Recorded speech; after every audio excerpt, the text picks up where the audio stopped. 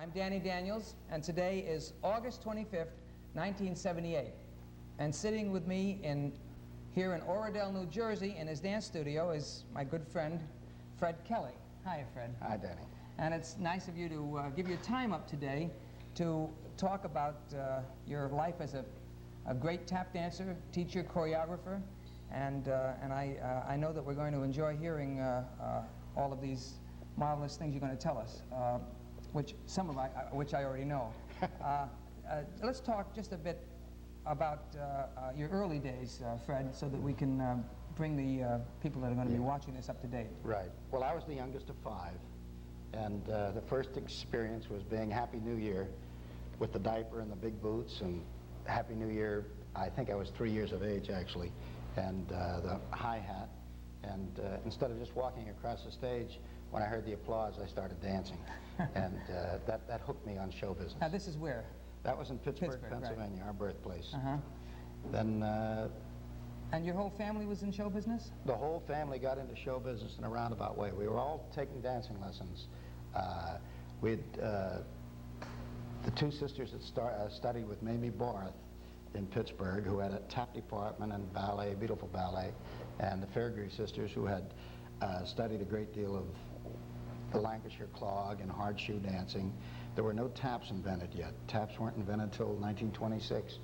And, as late as 1926? Yeah, James Francis Haney invented the first pair of metal taps for shoes in 1926 because he got tired of taking his daughter's shoes down to the shoemaker to have nails hit into them for Irish step dancing. I knew the name, but I didn't realize it was that late. Yeah, there were Haney taps, and then within 3 years, there were over 10,000 different patents on metal taps for shoes. Fact? And tap dancing grew. It just mushroomed in the late 20s, the early 30s. And of course, this was our age of growing. Now, you started dancing when you were very young, so tap. Very young. How old were you when you first took I was 5. We were emulating for a big private show at the William Penn Hotel in Pittsburgh. The biggest act in vaudeville in those days were the 7 little Foys. They just played the Davis Theater. So we were costumed like the 7 Foys. And what happened was the little Foys became the little Kellys, and every time there was a show, or if they needed an act to fill in the Pittsburgh area, we went in.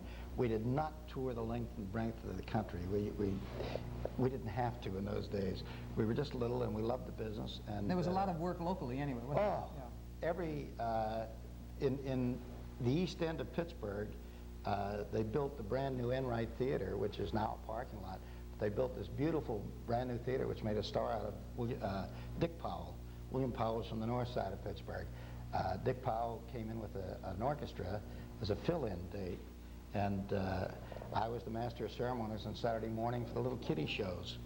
And this lasted from the time I was in 7th grade all through high school. Now, you say there were 5 of you that were dancing. 5 of us. You are 3 boys and 2 girls. Right. James became an engineer and left the business. My oldest sister, Jay, is the only one in the family to play the Palace. And what year was that she played the Palace? She was with Earl Lindsay's Review, and that was in the 30s. In the 30s. In the 30s. She tap danced there? Yeah. She was with the Earl Lindsay's Review, and she was the big star. Did she tumble as well as tap? She was a good acrobatic dancer, but she didn't do it in the act. Because I know you were the acrobat too, weren't you? Yeah, I filled in when the one Maxello brother got sick. I became one of the Maxellos. When Ken Murray had me with his show for a while, I became the guy that got bounced around on the feet, and I enjoyed tumbling. So there was James, you, and Jane. Gene is in the middle. And Gene, your famous brother Gene. And then Louise is still teaching. She's running the studio in Pittsburgh. When she married Bill Bailey, they changed the name from the Kelly Studio to the Bailey Studio, which it still is. And of course, I never stopped teaching.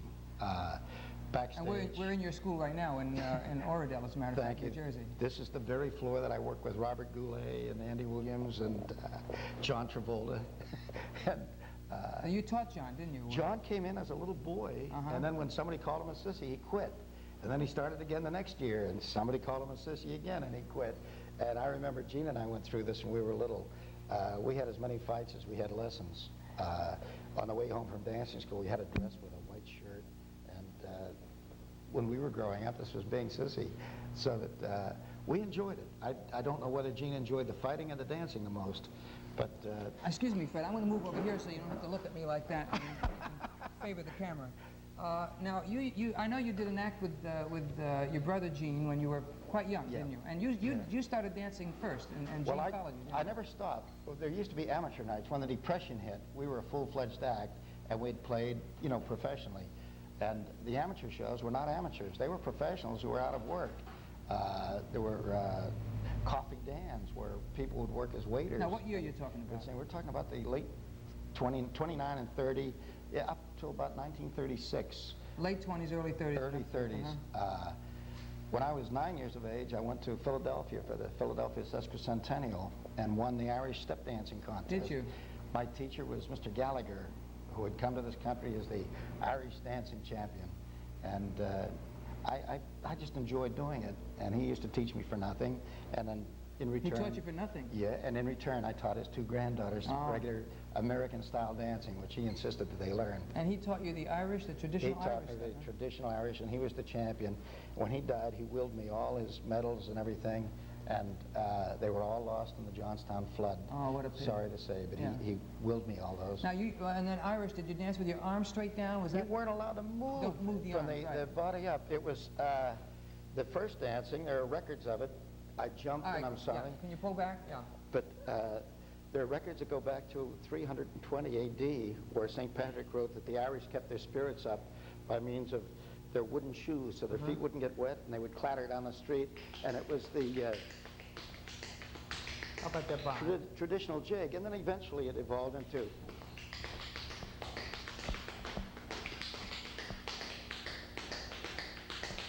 et cetera, that's and et nice. cetera. Right. And then when England conquered Ireland, a lot of the Irish workers were pulled into England to work on the farms and help over in England.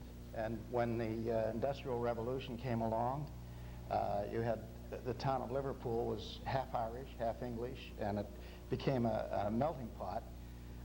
Bristol thinks of itself as being very American.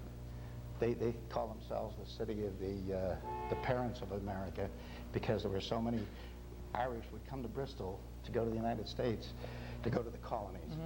And the streets were cobblestoned, and as the mill workers came home, they would dance, and they'd stop at the local pub and dance more. And eventually you had the Lancashire Clog, which was the first formalized tap dancing, and this is where our time steps came from, which every dancer knew. Well, now you say you did some tapping before you were taught by this Gallagher. Oh yeah, I had started with the Fairgrave Sisters, and then when we opened our own studio, before the Depression hit, my dad was with Columbia Records, and when radio came in, anybody that sold pianos or phonographs or records, they were up against the wall. Radio just came in 1 year and knocked everything Wiped out. them out. So that our Depression started in 1926, so that when everybody else was thinking about 1929, we were out making it as dancers, so we got a nice head start in the show business. And then so many people came to us for lessons that we started the Kelly Studio, but neither Gene or I were really old enough to teach. So what we'd do was we would substitute teach when the other teachers would leave. Frank Harrington used to teach for us every year, and then when Frank would get a job in a show in New York or in Chicago or travel for 6 weeks or 8 weeks, he'd leave the studio and we'd teach his routines, and Frank Harrington was a great dancer. King, King, and King was one of the established acts in vaudeville. They were Pittsburghers, and when they'd come into Pittsburgh, and when they were laying off, Bobby King was our principal teacher at the studio. And Matty King wanted to kill him because he thought he was destroying his style. And of course, Danny Daniels, Alex Romero, and Gene Kelly have preserved this. Yes, we're doing it now. And That's the old King, King, King. Is They that were where the that's original. from? I see. And they danced very slowly. The other dancers were trying to see how fast they could dance because wings came in. And the Condas brothers with their triple and five tap. Condas brothers worked. They would count each beat. Yeah. Hal Leroy can tell you about the days of standing on glass tables and counting the number of scratches on the table. Oh. And he can go back to there. But I worked with the Condas brothers, and their whole aim was speed. Speed. And what I try to do was get an ease. Everyone, comics and dancers and singers tried to create a style in those days. And I tried to create an easy style. Instead of using a traditional time step, I'd start with a bandolino. Very few steps. You know, Gene calls it a bandolino. I've always known Traveling it time time step. step, right? Yeah, traveling time And the step. Boston, he says too. He calls it the Boston. Do you know it as the Boston? If you turn. Oh, if you turn, it's the Boston. Yeah. Oh, I see. Yeah. Yeah. We'll do that afterwards. We're going to get up and dance a bit, if you will, Fred. You bet. But let's go back to the early days again. When you first learned how to tap, you learned a time step, and The time step was the beginning of the Lancashire clog, and most dancing teachers, when they taught you tap dancing, started the first lesson, the very first day you came in, started with a time step. Now, you know, that was the first thing you learned. I opened a school about 7 years ago in California, and I always thought that that's the first thing you learn. And it is so difficult to teach a time step that I simplify. You know, I went way back to Because much earlier. The count on a time step, shuffle, hop, shuffle, step, actually it's shuffle, hop, shuffle, step. You know, it's a different rhythm. Yeah, and a lot of teachers were originally dancers, and they learned dancing by osmosis. It just, they would trade steps with other dancers.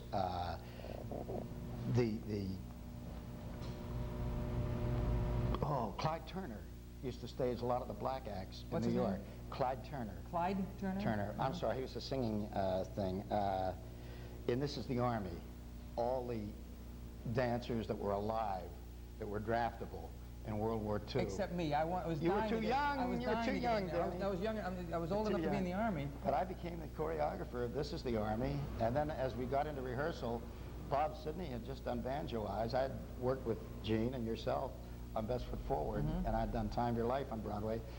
But then Bob Sidney, who had been just done Banjo You're skipping Eyes. over that too fast. I want to talk about Time of Your Life because I know you replaced your brother and you played there's that marvelous dance role in there, and you did Well, that. Gene was so successful in Time of Your Life, it made it very easy for me. And Saroyan was given accolades as being the great new hero in the literary world, so that where Gene did about 6 or 7 dance spots in the show, I wound up doing about 18. Oh, did you? Yeah, they were all ad-libbed, and he just, Eddie Dowling, it was a short show, so that the more dancing I did, the longer the book looked, and we emphasized where Gene would get up and waltz a little bit. He did a half chorus of Pagan Love Song in pantomime, and by the time Time of Your Life had played Chicago, they had to repeat the record 3 times. That was the old 78. Let's go back just a bit before Time of Your Life, though, and your early vaudeville days, and even where you worked around Pittsburgh. There were vaudeville shows that would come in, and the dance stars that would come in. Do you remember some of the old hoofers? Oh, and the kind of stuff they did. I think it's interesting to know the kind of dance that was done. Well, in for the example, days. Bill Robinson was the big star, and he did the stair dance. Now you knew him, and he taught you some things, didn't he? We would go backstage. The very first time he came to Pittsburgh, my mother, who was a very astute businesswoman, said, "If you're going to stay in the business, you should learn." And she would take me backstage, and he would teach between shows. Right. And they did 3 and 4 shows a day. I was going to say 4 a day, probably. And he would also order me ice cream. And I don't mean an ice cream cone. He would order 2 quarts of ice cream. He would eat 1 quart, and I would eat 1 quart. And I think he's one of the reasons I started getting chubby. But he used to dance. He's the one that taught me you could dance to absolutely anything. I worked out a routine with Blue Danube, which was just revolutionary because it was in Waltz time. And it was Bill Robinson said it was just one of the genius patterns that he had ever seen. Oh, wonderful. And, now he used to dance in the split clogs, though, didn't he? No taps? No, he used regular shoes. He had high But with taps? yellow shoes, never wore taps in his life. When the shoes started to get soft, he would go out and get full soles. Oh, you mean he never didn't put the clogs on either? No, I he always thought he had clogs on. just used his regular leather sole? regular leather soles, regular shoes. And in the Army, I imitated him when I did hospital shows around the world. I just used my Army GI shoes, and I could dance in those heavy shoes. Now, what are those? What is that shoe that you want? This shoe is a patent leather, which is familiar to anybody that dances. But and the reason they call it patent leather is because the dancers wanted softer shoes so they could move easier. So in Pennsylvania, in Tannersville, they invented a leather that was so soft, all the dancers started using it. But then it started a fad, and the man patented the process. That's the name, patent leather shoes. And you mean patent leather dancers shoes were invented because of dancers? because of dancers. Oh, that's the first time I didn't know and that. very few people know that there was no music written for dancers except by dancers. Like Stephen Foster was just a little kid dancer, and he wrote his own music so he could dance to it. Oh. And that went right up through Eddie Leonard, who wrote Ida, and George M. Cohan, who wrote Mary. But they wrote the music so they could dance to it primarily. And of course, we think of them now as being composers, not dancers. And also, when they wrote that music, then obviously they had in mind tap dancing, so that they had it. It was very open. There were a lot of open places, so you could hear the rhythm. That dancing was divided. The pretty dancers, or the soft shoe dancers, like Eddie Leonard, wore no taps on his shoes. He wore a pair of ballroom pumps, and like this, and no sounds at all. And all the rhythm was visual, and the way we talk about a visual break. And this was soft shoe dancing.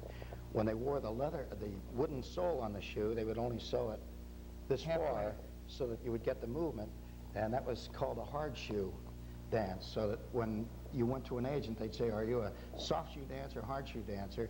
And that meant a split sole.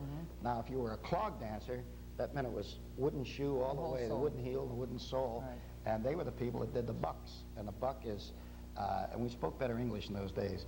When people said a hop or a jump or a buck, they knew exactly what it meant. When they said a stamp or a stomp, they knew exactly what it meant. And teachers to this day get very confused. They'll tell kids to jump, and what they're really meaning is hop, because the balance doesn't change. A hop stays in the same foot? Hop stays in the same foot or on both feet. As soon as you change your weight, as soon as the balance changes, then it becomes a jump. You call it a jump, either 2 feet or 1 feet. And a stamp is put your weight on, and a stomp is no weight. Right. And a flap is when your weight goes down with a double beat. And a slap is no weight. when the foot just slaps the floor. Right. If you slam your foot down, it was called a slam. A slam, that's something. A I don't know. slam. That's a good one. And we used to call some dancers slam dancers. And people pop into the studio. That's all right. Yeah. You can see that there's some action going on out there. We don't open until next week. But one group I toured with was called the Hillbilly Review, WWSW Rebels, and Red, somebody, very funny story, because I used to travel with them for about 2 or 3 weeks every summer. Now, when is this now you're talking about? I'm talking about when I was in grade school, and I'd be a dancer with these hillbilly shows, and we used to do all kinds of slap dancing, which is... Slap dancing, yeah. And Bill Robinson did a lot of that, by the way. Yes, I remember. A lot and he taught me those, by the way. So a lot of the walks. Your brother taught me one of those too. You just reminded me of it. They're good for applause because they indicate to an audience that it's okay to clap. My dancing, I had so many different teachers that I had this very rich heritage. And some of them would call a slap a flap, or a flap a slap. And of course, the main thing is if you can do it well. Yeah, right. And same thing with pickups. Pickup is no weight, and a pullback is same thing with the weight on it. So a lot of teachers will say pullbacks when they actually mean pickups. Right. And the minute you do a shuffle with a pullback, professional dancers will call them grab-offs. Right. And a pullback actually is just a double sound with both feet at once. And when one foot goes in front of the other, when it chases, they're called chasers. Chasers. See, I call these pullbacks.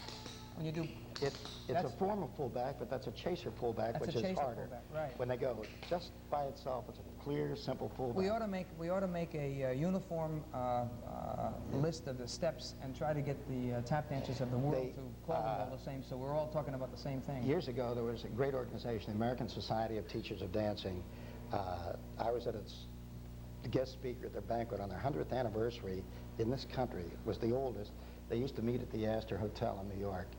And when the Astor was torn down, the society's still there. They're still, but it's a small group now compared to the others. But they got all the heads of the different dance teachers organizations together in the 30s.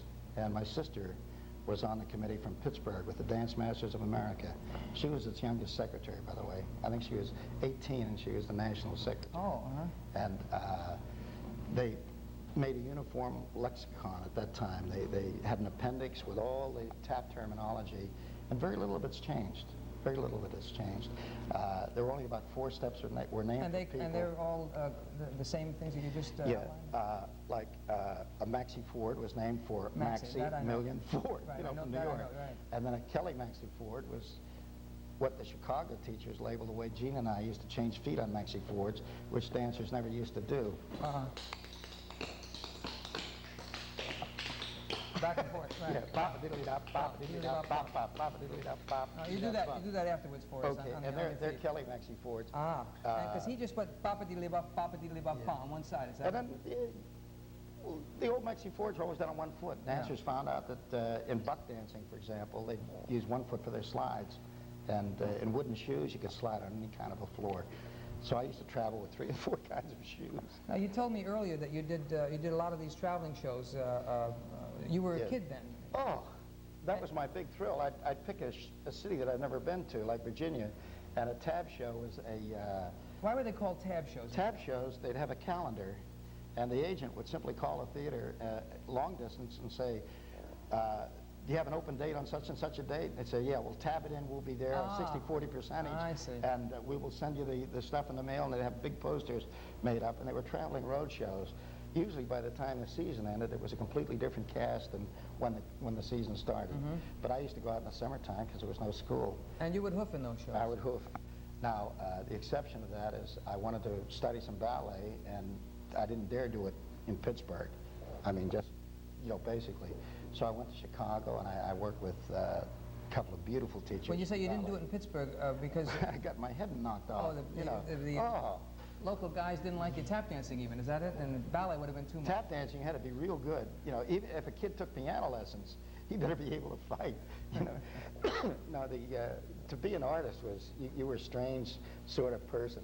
Today, the whole wheel has gone around.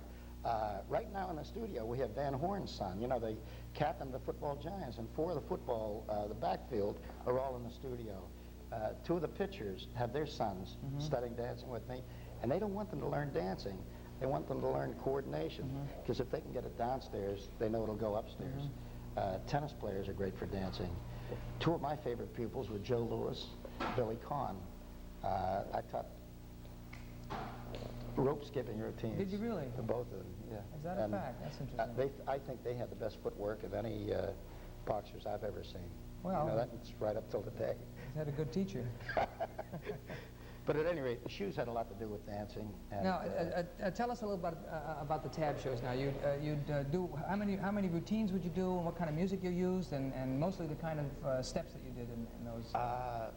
On the Hickville Follies. Because this is like in the 20s you're talking about now, right? Oh yeah, I was. You were still in grade about 12 years of age. I had won the Irish championship dance at the Philadelphia Sesquicentennial. I was the champion Irish dancer. When I came back to Pittsburgh, and there were a lot of dancers then too. It was quite an honor. It lasted for a week. Sure. And they haven't had one like it since, because it was from all over the world. Everybody was tapping in. They had a couple of hundred dancers from Ireland, the Irish Pavilion. And I was very young, but I remember it was the scariest roller coaster, and I was more interested in the rides than I was in dancing. Every day when I'd win, my mother would be real thrilled, and I couldn't understand it. Then when I got back to Pittsburgh, my picture was on the front page of the paper, which is a cute note. I hit so many newspapers in Pittsburgh that when Gene went into For Me and My Gal with Judy Garland, the manager of the Lowe's Penn Theater, where the movie played, was so sure that they had given him the wrong name that he put Judy Garland and Fred Kelly in For Me and My Gal. And he just took it for granted that I was the dancer, because I was always in the shows. Now, that was the tapping you did with your arms at the side? I mean, the Irish? The Irish dancing was there, yeah. And it was simply good for demonstrations, and once a year, Gene and I danced on the NBC Westinghouse, the Red Network and Blue Network came out of WCAE and KDK in Pittsburgh, and we just had that window replaced. You're causing a stir. Well, they see all the light in here, and they know something's going on. That's interesting. They're interested in big doings. If they wait a week, they'll know something's going on. But the show opened with me running down the aisle, blowing a trumpet. And when I ran up on stage, the MC put his head through the curtain and said, "What are you doing out there?" I said, "I'm a dancer, and I'm trying to get attention." And he'd say, "If you're a dancer, how come you're not dancing?" I said, "Well, the music hasn't started." He said, "In that case, we'll start the music." Oh, that's the way the show opened. Eddie Ford used to have the kids run down the aisle banging drums. I couldn't play a trumpet. I just blew it. Just any notes at all. For the finale of the show, we played hold that tiger, and I danced and blew the note. Boop, hold that tiger. Oh, I see, and you were tapping. I never did learn to play. What kind of music were you using then? What did you use for your routines? We'd use the current music. I wanted to be, you know, right up to date. I copied Bill Robinson. I used to dance to Melody in F, and oh, gee, I haven't thought of that song, but that was a good tap dance. yeah, It's all beautiful. open. Bump, And bump, bump. Gene and I together used to dance to Hungarian Number 5. Did you? We did a whole routine to it, and the overture, Poets and Peasants, which we called Pots and Peanuts. Oh, yeah. And then we taught it at the Chicago National Association of Dancing Teachers, and they made Gene an honorary member, which followed Pavlova and Fred Astaire, and then about 6 years later, they made me an honorary member for life, which I was very honored. And you tapped to we Hungarian, tapped to Hungarian dance? Yeah, Hungarian Dance Number 5. You did. Poet and Peasant Overture, which was brand new at that time. And then I taught the Hungarian Dance Number 5 last year at the Boston Dance Teachers Convention. Really? And I still do one convention a year. And I taught the Professional Dance Teachers Association in New York. I think it's important. And you started studying ballet, you said, and you went to... Yeah, I went to Chicago, and I studied in 3 schools there and met people at conventions, you know, dance teachers. I also studied ballet in New York. Anton Dolan, I could kill him. I'm struggling because he did the whole class in French, and then after an hour and a half he was called to the telephone, and I heard him on the phone with his very clipped English accent saying, "Yes, love, I'll be down there. Yes, we'll have, you know, hair and everything." And I said, "You're English?" He said, "Yes." I said, "Well, I'm Fred Kelly." He said, "Well, my original name was Patrick Kay." Oh, I died. And he taught the class. And he lived next door to a dancing teacher in Liverpool, and I said, my parents owned the dancing school. And I said, so I always had to pretend like I was signing up. If another boy was coming in, I always pretended. We did this with our son. Our son was always here when we were registering. So if another boy came in, I'd say, now which one of you boys are here first? And Mike would say, I want to register for the big boys class, but I don't want any girls in the class. And the guy would say, can they do that? My mother wants me to take dancing. And I'd say, well, your father will want you to take, because we teach tumbling as well as tap. And that's the way we get the boys interested in dancing. Well, Travolta went all through that. Now, you were in This Is the Army. You say, did you do choreograph that? Yeah, This Is the Army was a great show. They were all enlisted men. There were no officers connected with it at all. It was a big, I know, was it? Ezra Stone originally got the idea together. It was Berlin, wasn't it? And it was Irving Berlin came in to write the music and then took over the entire show. Came out to Yaphank, where he was in World War I, and he brought George Murphy, the old dancer, and Dan Healy to do the show. Now, these two men went in blackface and did the original Mandy number. They did it in blackface? Yeah, they did it in blackface in the original Yip Yip Yap Hank. And Berlin wanted it done the same way. And when they showed me the number, it was only 32 bars long. You know, it's one chorus of music. So when we went to dance to Mandy, I said, there's something wrong. Mandy's only 18 bars long. And he said, well, after the first 8 bars, we used Swanee River. So, and This Is the Army in World War II. We did it in blackface. I was the last blackface dancer on the Broadway stage, and I'm proud of it. I'm very proud, because blackface came into being with the minstrel shows, and my Uncle Gus had been traveling with minstrel shows as a boy, and I think he instilled the show business idea into our family. Oh, is that right? Rather than my mother and dad. And as I say, we all had the bug except Jim.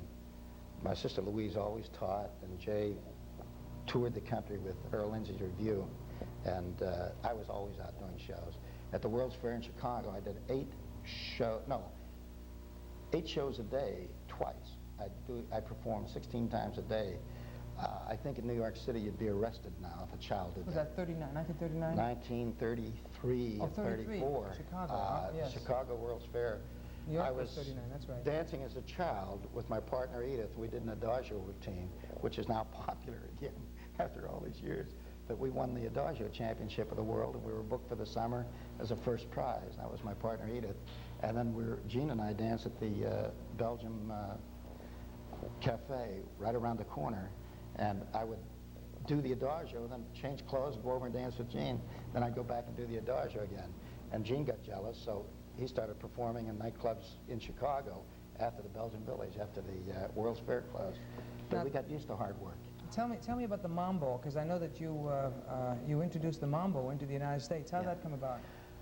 I was the dance director. Doesn't have too much at to the do with Latin tap, Quarter. but it is interesting, and Well, it's American folklore, and I think that it's... I always did tap. At the Latin Quarter, I had dancers like Jack Whitney and Jack Coughlin, the ballet dancer, and we did the big fall review. That's Lou Walters was the biggest guy on Broadway at the time for shows, that type of show. I was a chief cook and bottle washer around there for a while, Yeah, too. if you used the word hell or damn, you were fired. Really? He never had a nude girl on stage, and yet it was considered the French show in New York. And he was very jealous. He was Barbara Walters' daddy, and he was very jealous. If he thought I was working in another nightclub, I'd have been fired. He'd have never worked again. So whenever I did another job, I'd use a different name. He was kind of the last of the big old-time impresarios. Yeah, and the billing he gave me was at the bottom of the menu. You have to look in the fine print. It looked like a line underneath the soup and desserts. Rolls and butter. It'd say, dances staged by Fred Kelly. And then he wanted to make it more dignified. He used Frederick N. Kelly, which is my maiden name, you know, all the way across. And so that to work right up the street, one block up the street was the Havana, Madrid. The United Nations had come into New York, and there were these great Spanish ambassadors who would like to have something in Spanish. And Havana, Madrid filled the bill. It was jammed every night. They had a great kitchen and terrible shows. So they brought me in to hypo the shows. And I brought in Trini Reyes and great Spanish dancers, and then a line of 6 girls who did American-style Latin dancing and some tap, believe it or not. They always had tap. I know, They loved it. I know, everybody did tap. And the first show I did was just tremendously successful, and they called me Federico Kelly. They Latinized the name, so that I was written up in Winchell's column, you know, as the great Latin dance, and they were looking forward to the next show. And we wanted to get a beat, and we came up with Tommy Diaz, who actually was from Texas. His little wife, he was 17, his wife was 15. And they came into New York City. We had to get special permission. They'd been married for about 3 years, but they were mambo dancers, and no one in New York had ever seen or heard them. So he taught me, and I taught the girls. But what happened that night, 1948, June 29th, I was to meet my wife for dinner because it was my birthday, which is how I pinpoint the date so accurately. But that was the opening of the show. I said, come to the first show, and I said, then you and I will go out eating and dancing. And what happened after the first show was history. The Latin ambassadors are all very intelligent, just as every president of the United States has studied dancing, which very few people know, but they've all taken dancing lessons. Abe Lincoln helped teach. Lyndon Johnson taught ballroom. Pat Nixon was teaching tap dancing out in California when she met Richard. I'm trying to think of who were the President Ford's wife was a dancer. President Ford was with Betty Ford Pittsburgh. She was with the Pittsburgh girl, Martha Graham. And she was, that's right, she was with Graham's company. Pittsburgh turned out a lot of great dancers. Yes, they did. But we had that influence, by the way, in Pittsburgh, a Martha Graham influence. And I studied with Martha. I studied my modern with Martha Graham's dance partner, who was known as Gladys Height, and that was in Chicago. And she's also the one that gave me the original Adagio routines, and partnered me with one of the girls from Pittsburgh, whom I thought I would never be able to lift because she was as tall as I was. Beautiful dancer. Back to the mambo now. Back to the mambo. Thank you. Just with me, it's like being on a merry-go-round. You have to wait, and the ring will be there again. I'm trying to steer you. Go ahead. But we introduced the mambo that night, and when the show was over, when the girls went to go off stage after the finale, everybody comes out, and we did the mambo for the finale, and it was a very simple variety. 1, 2, 3. 1, 2, 3. Yeah, when you say Before you the did the girls. mambo, you did We did the mambo. It was music. the floor show, and Pres Prado's orchestra, it'd be like asking an Irishman to play a jig. They don't even know the names of some of them. They just play them, you know, they just fiddle away. So he put down which one would I like, and I said, well, I like the third one you played. I like this, you know, like the 7th one. I like the 5th one. We wound up with the 5th one. So they wrote on the outside of the music, Mambo number 5. And that was the first recorded mambo ever was, and that's how it came about. Like the Easter Parade was used for a showgirl walk in the Follies, and they just put down parade number for the showgirls to walk around. Mambo number 5. And then they were doing seasons. They called it Easter Parade. Well, this was Mambo number 5, and it was the 5th one that he handed to me. But he wrote music the way you and I would write a letter. What happened is the girls never got off the show. The ambassadors left their wives and jumped on the stage and were dancing with them. because they had seen us as youngsters in their native countries, but it was never seen in New York. And Walter Winchell was in the audience, and Winchell today, people do not understand today, but in those days, if Walter Winchell wrote you in the column. Oh, his influence was tremendous, yeah. This was every city in the United States read his column, and the very next day, Mambo was in.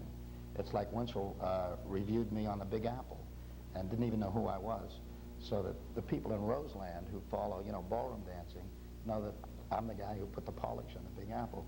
We did it between halftime, between the Nebraska-Pitt football game. Where was this? University of Pittsburgh. Oh, really? In Pittsburgh, I was the Panther, the mascot, and my responsibility, for free, by the way, today they give you degrees for this, but I used to line up what the Pitt marching band would do. Honorary degrees, Yeah, and I used to come in front of the band and throw the baton 6 feet long over top of the goalpost. And then I would sit on the goalpost dressed in the Panther uniform, and when the rival band would come underneath and throw it over the goalpost, which was the big trick in those days, I would catch it and deny him the privilege, you know, of his thing. And the people screamed, and they knew it was going to happen because it was done every week. It was like a running joke. But the Big Apple was never supposed to be the Big Apple. It was supposed to be the big ear of corn. We had green paper coats ordered with yellow interiors. And when the band counter-marched, they were to form an ear of corn, and then they were to take the coats off, flip them around the other side, and we had the ROTC boys with the same uniforms to help them make the change. And we did it in practice and took long shot pictures, you know, and still, and the ear of corn was peeled. It went from green to yellow. Now what happened is the coach didn't show up the day of the game, and you know what you can do when a prop doesn't show up. Change something. So we changed it, and we made it a Big Apple instead of a big ear of corn. Is that a fact? And that's how the Big Apple was born. It was born right on the football field that Saturday on cold November day. At the end of the first half, Pitt and Nebraska were scoreless. All the newsreels from all over the country, they were the only unbeaten teams, football teams in the entire country. So Pathé News and Fox Movie Tone News, every newsreel had all this film for these two great big football giants. And of course, during the first half, they hardly did a foot of film. All they did was take 3 plays and kick, 3 plays and kick. It was a dull game. So when the halftime came, they shot the halftime, and then Pitt won by 1 point, you know, in the second half when it was snowing and they couldn't get pictures. So every theater in the country for the next week showed the Big Apple, and every college kid in the country was doing the Big Apple, which was the Charleston done to Little Brown Jug in folk tunes. Little Brown Jug, and the kids couldn't dance, basically, so I'm yelling at them, swing low, swing high, shine. So the kid that knew how to do the monkey came out, and they did individual tricks, and I'd say, shine. And that night, all these fellows had dates, because Pitt won, and they went out celebrating, and every nightclub in Pittsburgh was doing the Big Apple that same night, and just spread. I never made a penny on it. Arthur Murray became a millionaire and didn't know I was the one that did it until I directed his TV show some 30 years later. Well, now, I tell you, I would appreciate it, and I know that people that are going to be watching this would like to see some of your early steps and some of the things that you learned from Bill Robinson. So if you want to, we'll get up and go over the other part of the Okay, fine. Okay? Thank you. Okay. That's the stuff I type in, but not that fast. Yeah. Okay. You can just give you a tempo on that. All right, here we are, and we're going to do a little dancing now, Fred. Would you just show me the way you learned your time step and what time steps you know, if you can remember that far back? No problem at all. We start with a very simple time step. Shuffle hop, flat step, shuffle hop, step, flat step. 8 and 1, 2 and 3, 4, 5, 6, 7. 8 and 1, 2, 3, and 4. Is that the way you count it? Yep. And then we added the triple, and we always call them triples. Now they're shuffle steps. Right. But they were called triples. That was the shuffle triple, and that was the standard time step, which came next. Right. And it was just nice and clean, and the accent was on a hop, and the one. I went into Pop Brownlee's Hickville Follies, and they wanted the accent on the 4th beat, so it would be country western. So we did the same time step with the accent. When was that Follies? You said Pop. Oh, I was with it for about 4 years in a row. What year? 28, 29, 30, right, 31. late 20s, okay. And then I was the star, the WWSW Jamboree. And they traveled all through West Virginia, Ohio, and Arkansas, through the countries. When I got to Arkansas, the square dancers had taps in their shoes. Yeah, stay full figure. Would you don't come in Yeah. close. Just stay full. We're not interested in seeing us. We want to see the feet. When I put the tap shoes on, they said, "Hey, you're a square dancer." And I said, "Well, yeah, I know square dancing." They said, "We could tell by your shoes." Ah. They put taps in their shoes and had no idea down there that they were for tap dancing. Yes. But they do their little jigging, or Uh-huh. do the square dancing. They just make noise with them. But they do the old Right. travel around with it, and they were intrigued. They'd never seen a tap dance. Okay, now back to the time step. Back to the time step. Show me We did a slam, that's the way I learned the time step, like that. and that was That's slam called bang. slam time step. slam That was time step. I slam see. bang. And it was great for tap No, shows. would you do it slow and just do it 3 or 4 Yeah. times so they can see it? Go ahead. And And 1, 2, 3, 4, 5, 6, 7. then the girl would turn on it. Right. The arms always move backwards on the hop. Now, what about a traveling time step now? Traveling time step was altogether different. We refer to it as a bandolino. Do you have any idea why it was called Yeah, a bandolino? bandolino was the name of the show that it came out. It was first done by a tap choreographer. Is that a fact? On a show years ago, and it's lost in memory. In 1903, the Shoeshine Boy, which is, I think called Sammy the Shoeshine Boy, was the first show with tap dancing in it. Uh-huh. And the cane and the hat were willed to me by Sam Abdullah. It was his grandfather who was the tap dancer. Uh-huh. And it's gold-headed cane and ebony stick, and it was great for dancing, nice Uh-huh. and hard. But the they would band- lean on the cane, and all triples on the toes. And that was called a bandolino. That was a bandolino. See, I was and taught then that- later they just called it traveling time step. Right, that's what I was The time step was any step that fits exactly in one bar of music, therefore the name, time step. And the name time step was given to them by the musicians. Just to keep time? Yeah, it was originally the first step in the Lancashire clock. Mhm. It's about 300 years old. Oh, for heaven's sake. Older than the first ballet. Yes. Yeah, I know tap and hoofing. Now, is, the minute you very turn old. on it, travel on it, they call it the Boston. Okay, go ahead.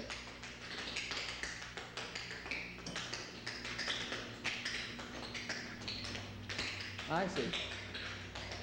And you can turn and Yeah. do it with a partner. Fred Astaire did it with Ginger Rogers, Uh-huh. and I did it with little Catherine Morrison.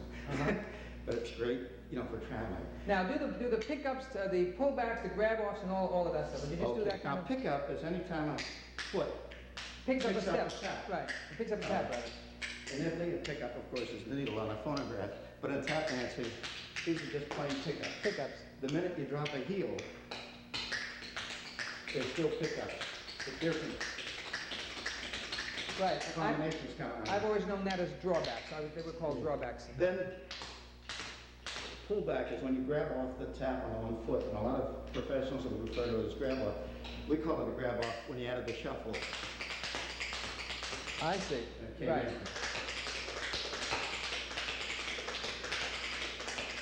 And it's good for applause, great for challenge Oh, yeah. dancing. Yeah. It's a good step. Time steps went on.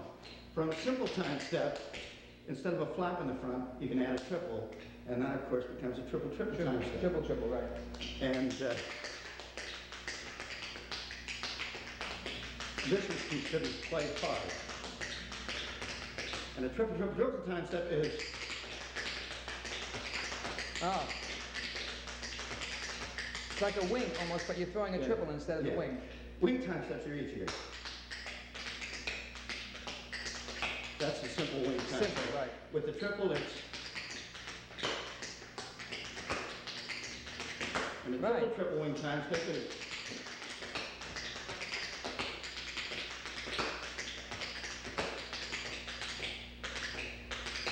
Uh-huh. Yes. A little tricky ending there. Yeah, good. Let's see. Time steps. Grab pullbacks. and pullbacks. Right. Pullbacks, or when you do the pickup on one foot with your weight, pulling back. Both feet pulling back at the same time as a pullback. When one foot precedes the other, they call it a chasing pullback. That's your chaser. Right. So these are the chasers. Right. And right. when they mix with wings, I remember one of the breaks, either Marvin Lawler or Georgie Clare, one of the great hoofers, showed me a Caledonia break. Caledonia is the old word for Scotland. Ba, ba, ba, ba, ba, ba, ba. Teacher did not have the time and it was very popular. But if you do a pullback, follow it with a chaser wing, Right. plain double wings, Yeah. like that, and a chaser. pull Very one at a similar to time. pullbacks. Right. That's the way I learned it. Yeah. Right. So if you do a pullback, chaser wing, you get a beautiful combination. Aha. Beautiful. Beautiful. Do that again, President. You do. A heel cramp roll. Oh, that's a heel cramp. Yeah. I see. Cramp rolls were originally called tramp rolls. T-R-A-M-P. Tramp rolls. Because of the music.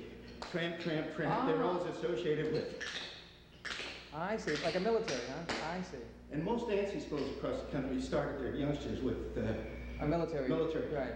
With our boys, to give them rhythm on the very first lesson. We do. Right. Yeah, but those are hard. Those cramp rolls. They come in automatically. In other words, the first time they do it, Yeah. then pretty soon they get lazier. And then And they the start. cramp rolls start coming in. Uh-huh. The reason the word went from tramp to cramp is because when dancers did too many, then they got cramps in their feet, cramps in their legs, because Is that a fact? it's just... Oh, for heaven's sake, I didn't know that. Then the Irish steps were inaugurated into cramp rolls, so they tried plain cramp rolls in the early 30s. Toes, which were called toe clicks. Oh, wait, this other. What do you call that? The one you just second Change called? cramp roll. Change cramp roll. Yeah. I see. Starts with, Right. yeah. Paul Mhm. Draper lived on it. Yes, I know. Yeah. Cramp rolls and pullbacks. Were Paul's favorite steps. Yeah. And it got great applause on them. Mm-hmm. Every time, every once in a while, I can't think what to do. I think of a dancer, but I imitate that dancer for 16 bars, and it all comes back to me. So I really don't ad lib. I'm imitating. The other thing that I wanted to mention. Oh, time steps. Did we go through them all? Well, you did the single, the double, the triple, and the wings, and those. Standard wing, triple wing, and triple wing. Right. A And then bandolino. the travel, and there's another one that we're. You have a name for that? Because I know That is the real traveling time step. That's what your brother told me. Yeah, that's the real traveling time step. And that's great for fast music. Bum bum bum bum bum bum bum ba da da dum dum dum. Yeah. With what's his name on trumpet? Harper. What's his name? Henry Bussey? Java. Not Pete Fountain. I should never do this to someone. All right. Yeah, but it's. Well, there's another little term that dancing teachers sometimes pass off very lightly. A shuffle is on a toe. When you scuff, of course, it's with the heel. Right. But if you scuff heel and brush toe, it's a scuffle. Scuffle. Yeah, That's and that's that good. terminology sort of Brush been heels. lost. So a lot of dancing Like so? teachers, instead of teaching a shim sham, normally you dance 1, 2, 3, 1, 2, 3, 1, 2, 3, and a shuffle, step, and the accent is on the third beat. Mm-hmm. Would Step and Fetch It put it into his act? He did 1, 2, 3, 1, 2, 3, because he was singing a song, My Feet's Too Big, Mm-hmm. and Walter, Walter, Wildflower, and he danced with the accent here. And then he would do the shimmy. So And he's the girls- one that first started doing it like this? It was Step and Fetch It. Is And that I worked right? with- I worked with him in vaudeville, and I used to, when he was all finished, he'd be all ready to go off on his exit. He said, I'll tell you what it looked like. He says, Kelly, come on. He says, do that last step I showed you. And I would do his last step, and he says, I'm pretty good. The audience would roar. That's funny. But he used to let me dance him off. And, but it was called the Shimmy Sham because it wasn't the real Shimmy shim. Oh, I Yeah, see. so the Then it just name got to be shim shim. got transferred Ah. like a knockout.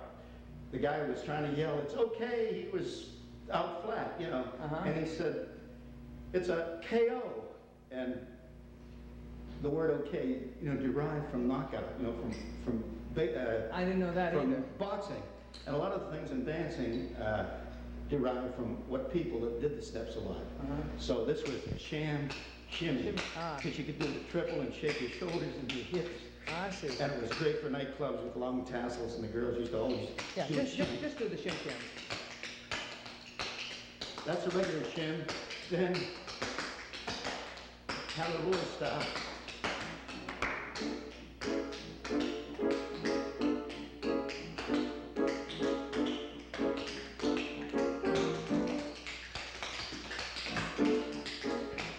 You want to go? Go.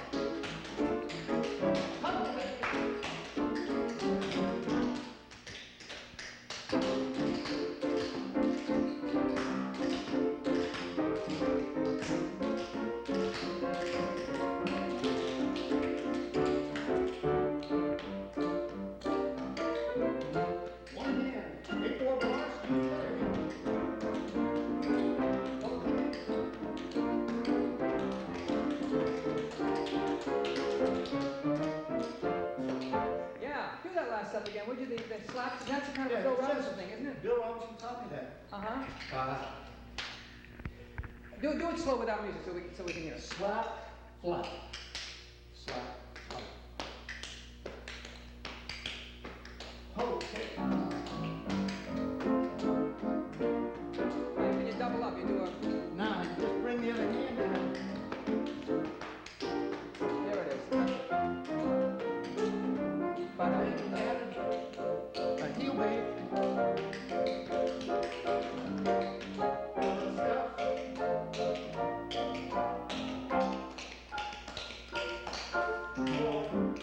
now, what do you call that a riff? It's a riff. Yeah.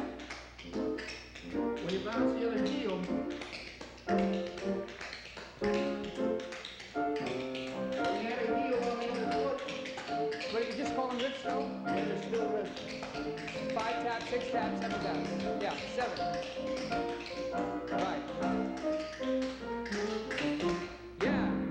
Yeah, good. Now, how about wings now? You Now, wings came into the 20s, just the way over the tops and trenches came out of World War I. Over the top, ready? yes. Yeah. Yeah.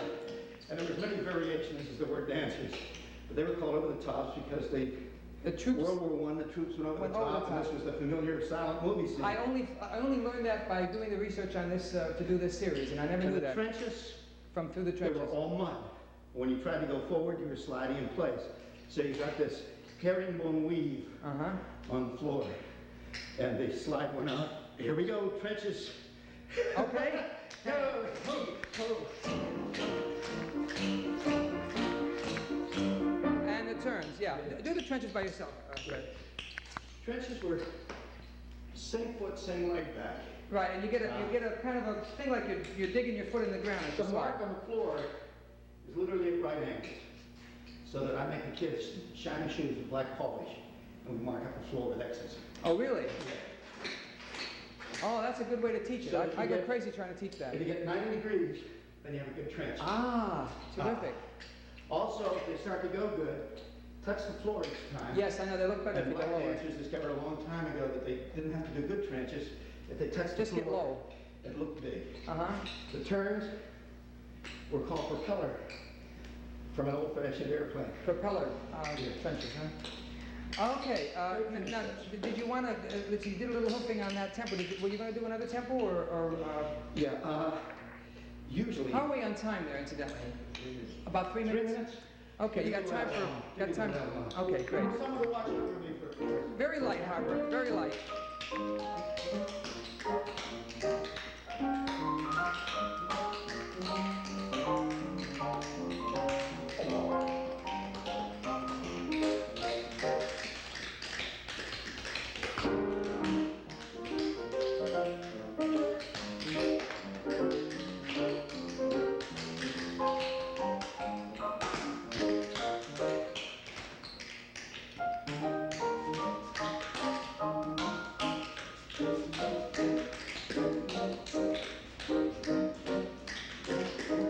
Oh, nice.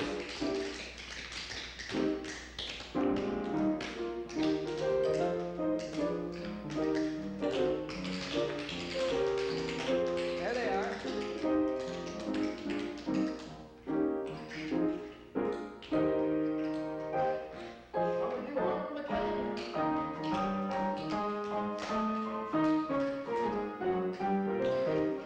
Yeah, big finish. Beautiful. Yeah, beautiful.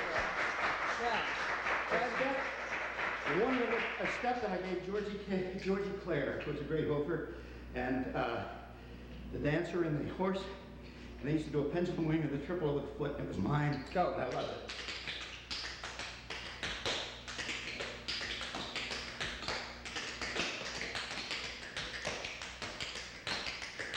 Oh, nice.